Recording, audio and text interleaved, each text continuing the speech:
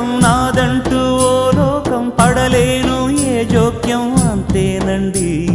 బాగుంది మీ టేస్టు నాకెంతో నచ్చేట్టు మనసెంతో మెచ్చేట్టు మీ మీదొట్టు